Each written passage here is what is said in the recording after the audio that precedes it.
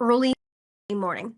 We are expecting all 20 of our living hostages to be released together at one time to the Red Cross and transported among 6 to 8 vehicles without any sick displays by Hamas, the terror organization.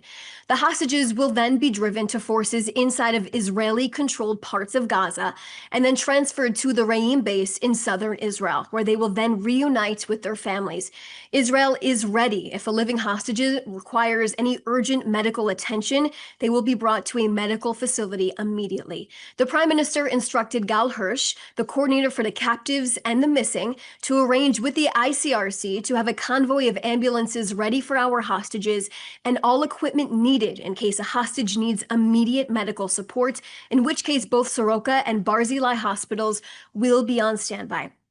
There will be medical staff accompanying the hostages during their entire journey back to Israel. From Re'im, the hostages will travel with their families to one of 3 main hospitals. 10 hostages will be sent to Sheba Medical Center, 5 hostages at Belenson, and 5 hostages will receive treatment at Ichilov. All 3 hospitals are prepared at all levels to receive them. Prime Minister Netanyahu visited Sheba Medical Center just the other day, one of the hospitals who will receive our hostages, and he examined the preparations for the hostages and their family members. The Prime Minister walked through the rooms they will be staying in with their family spaces as well, and control center to understand the enormous procedures that are in place to rehabilitate the hostages. Now, he praised the readiness of the medical teams who have experts on staff at all times to assist our hostages in any condition that they may be returning in.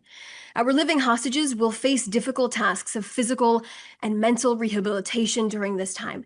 The entire nation of Israel will embrace them and help them get back on their feet and ensure proper Jewish burials for those who were taken from us. We are also ready and prepared to receive the bodies of our 28 hostages who have the living hostages after the living hostages are released. These hostages were either murdered by terrorists on October 7th, murdered in captivity, or have been held in Gaza by terrorists since 2014. Now, once the Red Cross hands the remains to the IDF forces inside of controlled Israeli territory in Gaza, our forces will hold a short ceremony in the Gaza Strip during that handover. The coffins will be draped with Israeli flags, and traditional Jewish memorial prayers for the dead will be said. The mourner's Kaddish prayer will be recited. The bodies will then be brought to the Abu Kabir Forensic Institute for identification in the Yafo area. Now, following the ID process and in coordination with the Jewish law and, of course, tradition, their families will then be notified in an appropriate time frame to bury their loved ones in a timely fashion.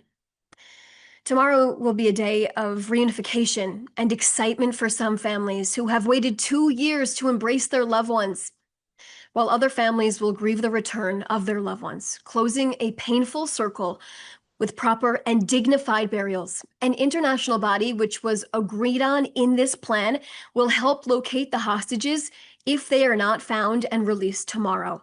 The Prime Minister insists that we will act to locate all of these hostages as soon as possible, and we will do that as a sacred duty of communal responsibility.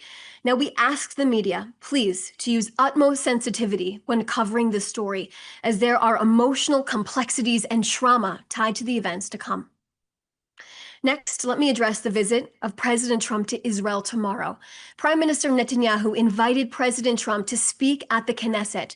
The president will arrive tomorrow around 9:20 a.m. at Ben Gurion Airport. He will be welcomed by Prime Minister Netanyahu, Mrs. Sarah Netanyahu, and the President Herzog. The Prime Minister and President will then travel to the Israeli Knesset in Jerusalem for meetings, and the President will then address the Knesset around 11 a.m. The Prime Minister will turn Simchat Torah, the 2 years since our hostages were brutally taken and Hamas launched a horrific war on Israel, from a day of national grief to a day of national joy. I'll be taking some of your questions right now.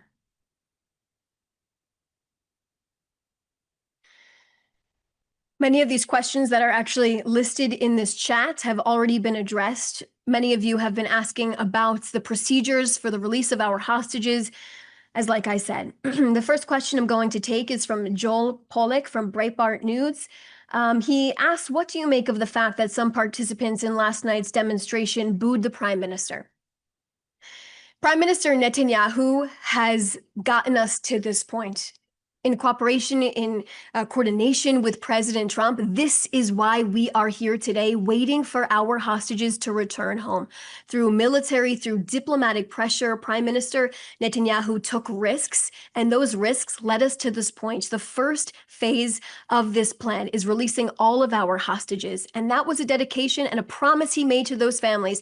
And here I am, standing today, telling you that the Prime Minister is following through on that promise.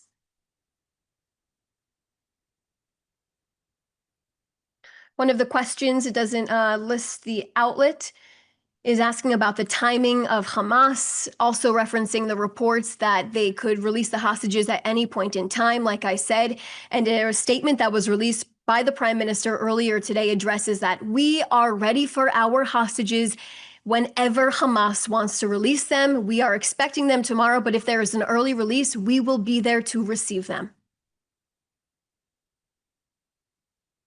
Adam Parsons, Sky News, will Marwan Barghouti be released? I answered that last week. He is not part of this release.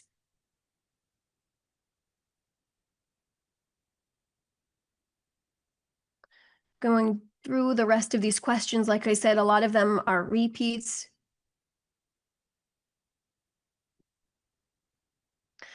There's a question from Bell True from The Independent. If not all the bodies of the hostages are handed over, or if Hamas misses the deadline, would that be a violation of the deal?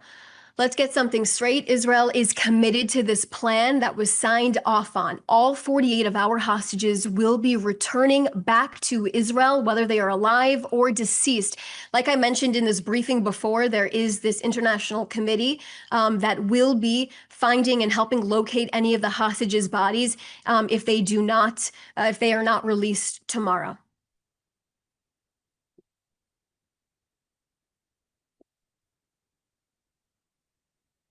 Going through the rest of these questions. Recording in progress. CBS News to everyone. She is asking, when will the Palestinian prisoners be released? And I do have an answer for that. I just want to grab this. Basically, what we're saying right now is that the Palestinian prisoners will be released once Israel has confirmation that all of our hostages set to be released tomorrow are cross the border into Israel.